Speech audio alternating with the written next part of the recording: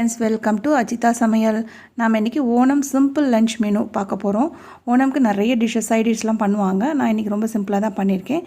So அதை பார்க்கலாம். அதுக்கு முன்னாடி இது வரைக்கும் நீங்கள் என்னோடய சேனலை சப்ஸ்கிரைப் பண்ணலைன்னா பண்ணிவிடுங்க. பக்கத்துலேயே இருக்கிற பெல் ஐக்கானையும் கிளிக் பண்ணிவிடுங்க.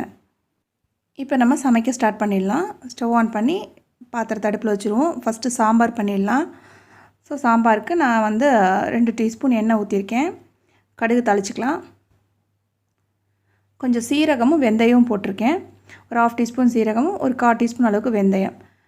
அதுக்கப்புறம் கொஞ்சம் கருவேப்பிலை ஆட் பண்ணிக்கலாம். இப்போ நான் சின்ன வெங்காயம் ஒரு 20 நம்பர்ஸ் சின்ன வெங்காயம் எடுத்து உரித்து வச்சுருக்கேன். அதை முழுசாகவே தான் போட்டிருக்கேன். போட்டு அதை வதக்கிக்கலாம். இதை நான் ரொம்ப வதக்க கிடையாது. லைட்டாக எண்ணெயில் ஜஸ்ட் ஒரு வதக்கிட்டு உடனேவே தக்காளியை போட்டாச்சு. தக்காளி அதே மாதிரி தான் ஒரு சும்மா 2 வதக்கிட்டு நம்ம இதுக்கான வெஜிடபிள்ஸ் ஆட் பண்ணியிருக்கலாம். இதுக்கு நான் கத்திரிக்காவும் முருங்கைக்காய் அப்புறம் மஞ்சள் பூசணிக்காய் இதை 3யுமே போட்டு வதக்கிடுறேன். இதையுமே ரொம்ப வதக்க கிடையாது. உடனே 1/2 டீஸ்பூன் அளவுக்கு மஞ்சள் பொடியும் ஒரு 3 டீஸ்பூன் குழம்பு மிளகாய் பொடி நம்ம வீட்டில் அரைச்சி வச்சுருப்போம் இல்லையா, சாம்பார் மசாலா பொடி, அதையும் போட்டுக்கிறேன். போட்டுட்டு தேவையான அளவுக்கு உப்பு ஆட் பண்ணிக்கலாம். பெருங்காய பொடி ஆட் பண்ணிப்போம். 1/2 டீஸ்பூன் அளவுக்கு பெருங்காய பொடி. இப்போ நம்ம உப்பு ஆட் பண்ணிக்கலாம். தேவையான அளவுக்கு போட்டுக்குவோம். அப்புறம் வேணுன்னா தேவையான சேர்த்துக்கலாம். ஸோ இதெல்லாம் கிளறிட்டு இப்போ இதெல்லாம் முழுகிற அளவுக்கு தண்ணி ஆட் பண்ணி இதை வேக விட போகிறோம். ஸோ எண்ணெயில் வதக்கி நம்ம வேக வைக்கல, தண்ணியில் தான் தண்ணி ஊற்றிக்கலாம். தண்ணி ஊற்றி தான் நம்ம வேக விட போகிறோம். இது முழுகிற அளவுக்கு தண்ணி ஊற்றிக்கலாம். ஊற்றிட்டு நம்ம இதை வேக விட்டுடலாம். மூடி வச்சுருவோம். இதை மூடி வச்சுட்டு இப்போ காய் ஒரு அறவே வெந்ததோடனே நம்ம புளி ஆட் பண்ணிக்கலாம். புளி கரைச்சி சேர்த்துக்கலாம். இதுக்கு நான் ஒரு நெல்லிக்காய் அளவுக்கு புளி ஊற வச்சுருக்கேன். ரொம்ப புளி சேர்த்தாலும் நல்லா இருக்காது. இதை நல்லா கரைச்சிட்டு இதை ஆட் பண்ணிக்கலாம். ஆட் பண்ணிவிட்டு நம்ம இந்த பச்சை ஸ்மெல் போகிற அளவுக்கு இதை மூடி விட்டுருவோம். அது கொதிக்கட்டும். கொதிச்சோன்னே அந்த ஸ்மெல்லாம் போயிடும் நமக்கு. இப்போ நான் பொரியலுக்காக இது ரெடி பண்ணி வச்சுருக்கேன். இதில் கோஸும் ஒரு 5-6 பீன்ஸு, ஒரே ஒரு கேரட் ஆட் பண்ணியிருக்கேன். அப்புறம் ஒரு வெங்காயம், சின்ன சைஸ் வெங்காயத்தை குட்டி குட்டியாக கட் பண்ணி வச்சுருக்கேன். இது நான் பொரியலுக்காக ரெடி பண்ணி எடுத்து வச்சுருக்கேன். அடுத்து நம்ம அவியல் செய்ய போகிறோம். அவியலுக்கு முருங்கைக்காய், அவரைக்காய், அப்புறம் கேரட் எல்லாமே நீள நீளமாக கட் பண்ணி வச்சுருக்கேன். அதுக்கப்புறம் அதுக்கு கீழே தண்ணியில் போடுற வெஜிடபிள்ஸு அது தண்ணியில் போட்டு வச்சுருக்கேன். வாழைக்காய், உருளைக்கிழங்கு, கத்திரிக்காய், அப்புறம் பொடலங்காய், மஞ்சள் பூசணிக்காய், இந்த மாதிரி நிறைய வெஜிடபிள்ஸ்லாம் போட்டிருக்கேன். இது பருப்பு கறி செய்கிறதுக்காக. இது ரொம்ப ஃபேமஸ் இது கேரளாவில். நான் பச்சை பயிறு, சிறுபருப்பு எடுத்து வறுத்துட்டு அதுக்கப்புறம் வேக வச்சுருக்கேன். வறுத்து தான் வேக வைக்கணும், அப்போ தான் நல்லா வாசனையாக இருக்கும்.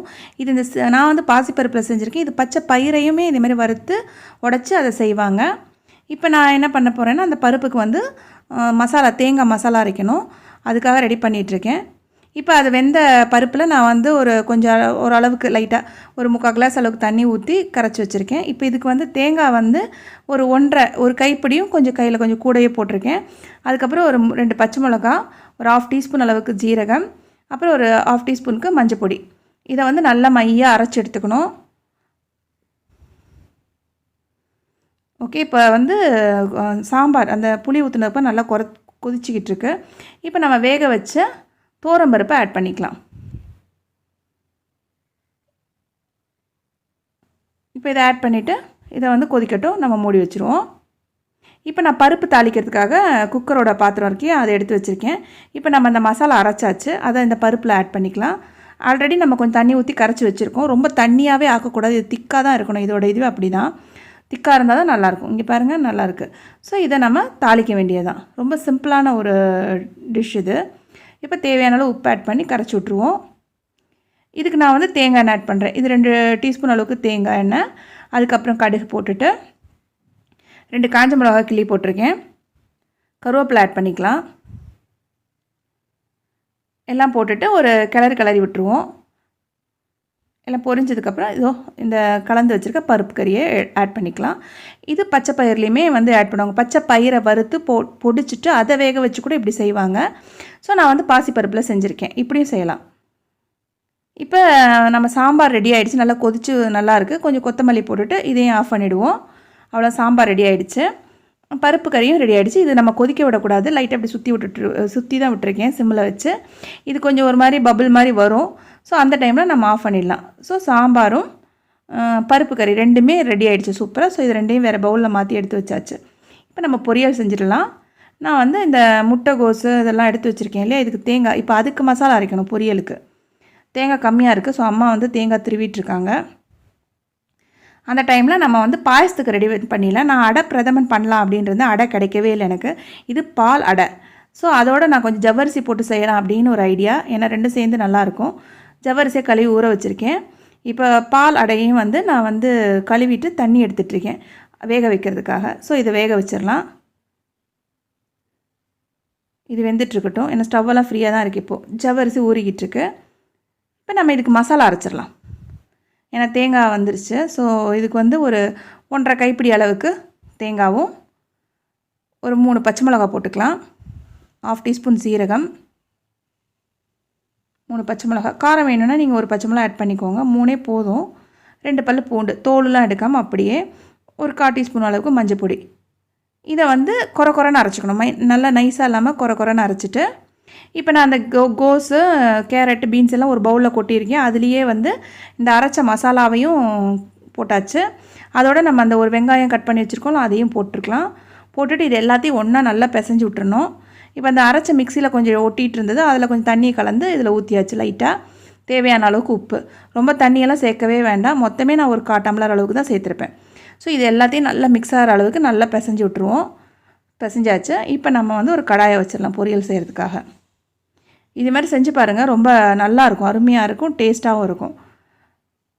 இப்போ நான் தேங்காய் எண்ணெய் தான் இதுக்கு ஆட் பண்ணுறேன். ஆட் பண்ணிவிட்டு கடுகு, ஒரு 1/2 டீஸ்பூன் கடுகும், ஒரு 3/4 டீஸ்பூன் அளவுக்கு உளுந்து ஆட் பண்ணிக்கோங்க. அது ஒரு நல்ல வாசனையாக நல்லாயிருக்கும். 2 காஞ்ச மிளகா கிள்ளி போட்டாச்சு. ஒரு கிளறிட்டு பொரியல் மிக்ஸ் நம்ம ரெடி பண்ணி வச்சுருக்கோம் இல்லையா, அதை இதில் போட்டுட்டு கொஞ்சம் இந்த பாத்திரத்தில் லைட்டாக தண்ணி ஊற்றணும். மொத்தமே எல்லாம் சேர்த்து ஒரு 1/4 டம்ளர் அளவுக்கு தான் இருக்கும். ஏன்னா கோஸ்லேயே நமக்கு நிறைய தண்ணி இருக்குது. ஸோ இதை நல்லா கிளறி விட்டுருவோம். கிளறி அதை வந்து மூடி வச்சிடலாம். ஒரு மீடியம் ஃப்ளேமில் வச்சு மூடி வச்சுருவோம். இது நமக்கு இப்போ வெந்துக்கிட்டே இருக்குது. இந்த டைமில் நம்ம அவியலுக்கு எடுத்து ரெடி பண்ணிவிடுவோம். ஸோ இதில் கத்திரிக்காய், பீன்ஸு, வாழைக்காய், உருளைக்கிழங்கு, அதுக்கப்புறம் வந்து புடலங்காய், மஞ்சள் பூசணிக்காய், கேரட்டு, அவரைக்காய், இவ்வளோ வரைக்கும் நான் போட்டிருக்கேன். அப்புறம் முருங்கைக்காய். ரொம்ப வெஜிடபிள்ஸ் ஆட் பண்ணல. இருந்தால் இன்னும் நம்மக்கிட்ட இருந்தால் ஆட் பண்ணிக்கலாம். இதுவே எனக்கு போதும்னு தோணுச்சு.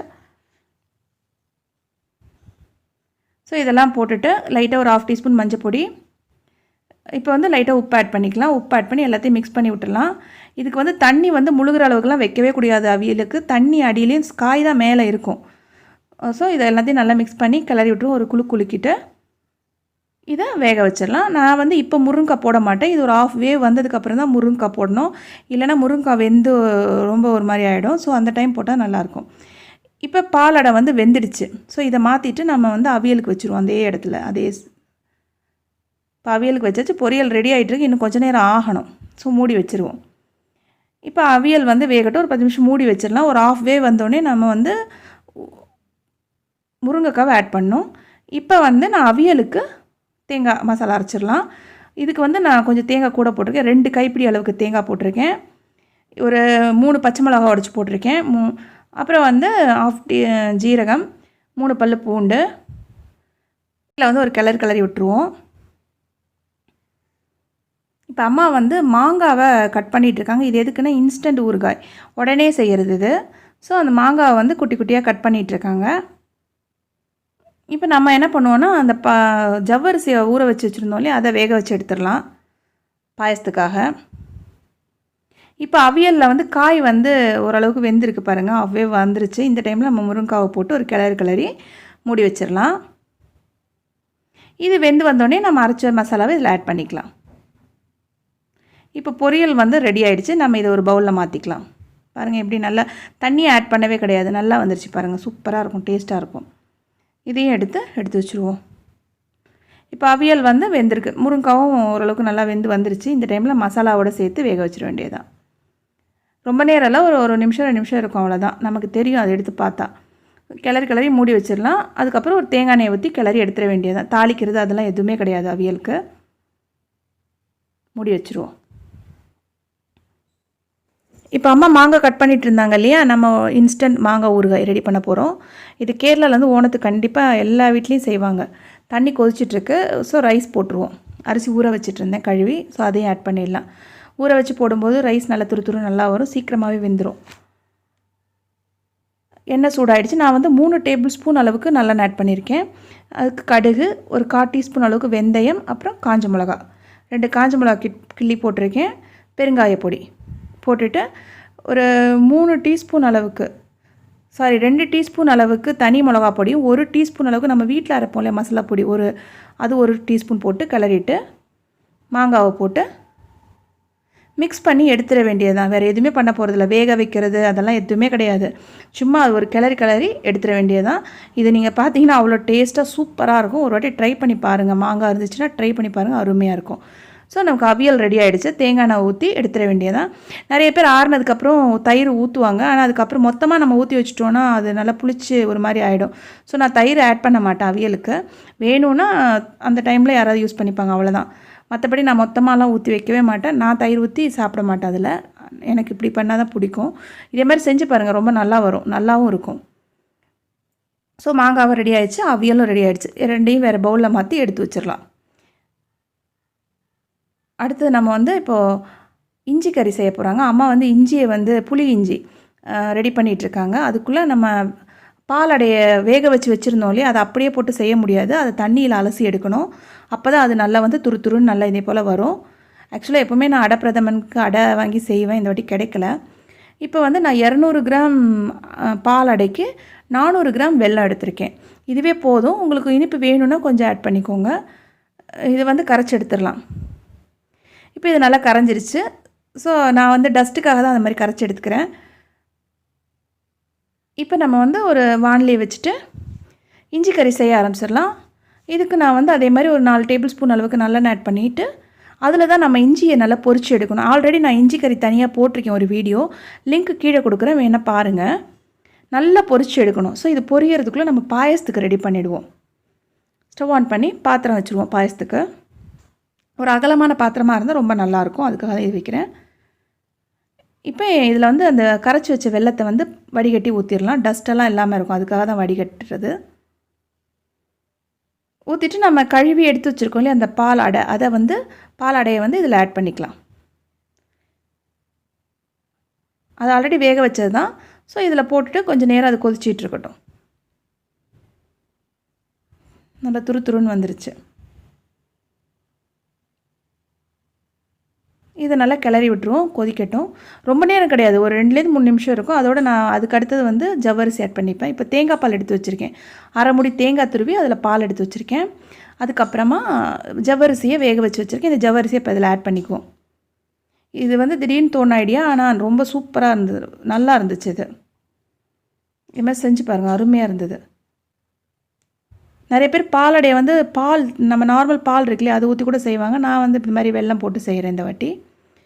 இப்போ நம்ம வந்து இஞ்சி கறிக்கு இஞ்சியை வந்து நல்லா வறுத்து வச்சாச்சு. இது வந்து பாயசத்துக்கு ஏலக்காவை போட்டுக்குவோம். ஏலக்காவோட சேர்ந்து வேகும்போது நல்லா வாசனையாக, கொதிக்கும்போது நல்லா வாசனையாக இருக்கும். ஸோ நல்லா கிளறி விட்டுருவோம் ஏலக்காவை போட்டுட்டு.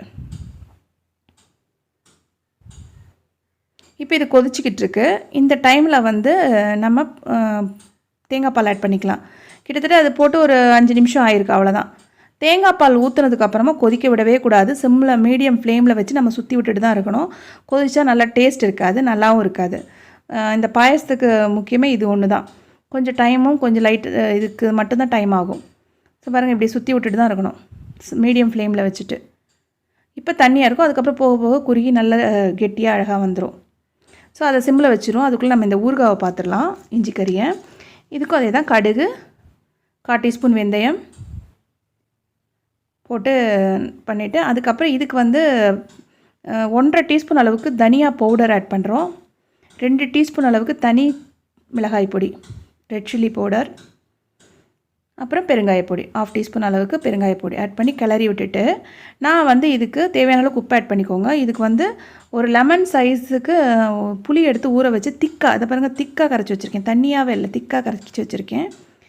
இந்த அளவுக்கு திக்காக இருக்குது பாருங்கள். அதை அப்படியே ஊற்றி கலந்து விட்டுட்டு, இப்போ அந்த இஞ்சி இருக்கு இல்லையா, 100 கிராம் இஞ்சி, இதை பவுடர் பண்ணி எடுத்து வச்சுருக்கேன். இந்த இஞ்சியை அதில் ஆட் பண்ணிக்கலாம். இஞ்சி ஆட் பண்ணி நல்லா கலரி விட்டுட்டு மூடி வச்சிடலாம். இது நல்லா எண்ணெயெல்லாம் பிரிஞ்சு அப்படியே மேலே வந்து திக்காக வரும். ஸோ அப்போ இஞ்சி கறி வந்து ரெடி ஆகிடும். நம்ம இப்போ மூடி வச்சுருவோம். இப்போ பாயசத்துக்கு வந்து முந்திரி பருப்பு வறுத்து போடணும் இல்லையா, அதுக்காக பேன் வச்சுருக்கேன். அதில் தேங்காவும் நம்ம போட போகிறோம் குட்டி குட்டியாக கட் பண்ணி. இப்போ நான் இதுக்கு வந்து 2 டேபிள் ஸ்பூன் அளவுக்கு கீ ஆட் பண்ணியிருக்கேன். ஃபஸ்ட்டு நம்ம முந்திரி பருப்பை வறுத்து எடுத்துடலாம். நல்ல பொன்னிறமாக ப்ரௌன் கலராக வரும் இல்லையா, அந்தளவுக்கு வறுத்து அதை எடுத்துட வேண்டியதான்.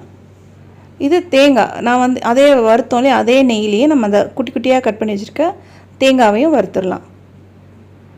நல்லா அது ஒரு கோல்டன் ப்ரௌன் கலராக வரும். நல்லா ஒரு அந்த மாதிரி இருக்கும்போது நம்ம எடுத்துடணும். இது பார்த்திங்கன்னா நம்ம அடப்பிரதமன் அப்புறம் வந்து பருப்பு பாயசம் எல்லாத்துலேயுமே வந்து இதை ஆட் பண்ணுவாங்க. ரொம்ப டேஸ்ட்டாக நல்லாயிருக்கும். நம்ம பாயசம் சாப்பிடும்போது ரொம்ப டேஸ்ட்டாக இருக்கும். இஞ்சி கறி ரெடி ஆகிட்டுருக்கு பாருங்கள். ஒரு மாதிரி அந்த ப்ரௌன் கலர் ரொம்ப கருகாமல் இந்த மாதிரி ஒரு கலர் வரும். இது வந்து தேங்காய் பால் ஒரு கப்பு. நம்ம அரை முடி சொன்னாலே அரைக்கும் போது திக்காக எடுத்து வச்சுருந்தேன். ஸோ அந்த தேங்காய் பால் ஆட் பண்ணிவிட்டு அதுக்கப்புறம் தாளித்ததெல்லாம் அதில் தாளிச்சிருவோம். முந்திரி பருப்பெல்லாம் அதில் போட்டுருவோம். ஒரு கிளறி விட்டுட்டு இப்போது நம்ம வறுத்த தேங்காய் அதையும் போட்டுட்டு ஆல்ரெடி நம்ம வறுத்து எடுத்து வச்சுருக்க முந்திரி பருப்பையும் பாயசத்தில் ஆட் பண்ணிடலாம். பாலடை பாயசம் ரெடி ஆகிடுச்சு பாருங்கள், சூப்பராக. இதில் வந்து நம்ம அந்த வறுத்து போட்ட தேங்காய், ஜவ்வரிசி, அந்த சின்னதாக இருக்க பாலடை இதெல்லாம் வந்து மிக்ஸ் ஆகி நம்ம சாப்பிடும்போது அவ்வளோ டேஸ்ட்டாக சூப்பராக இருக்கும். ஸோ இது மிஸ் பண்ணாமல் கண்டிப்பாக செஞ்சு பாருங்கள். நீங்கள் எங்கே சார் போயிட்டு வந்தீங்க? சார் அங்கே போகக்கூடாது, இங்கே வா. Caesar come sit. நீ உட்கார். எங்கே போன? தூங்குனியா? நல்லா தூக்கமா?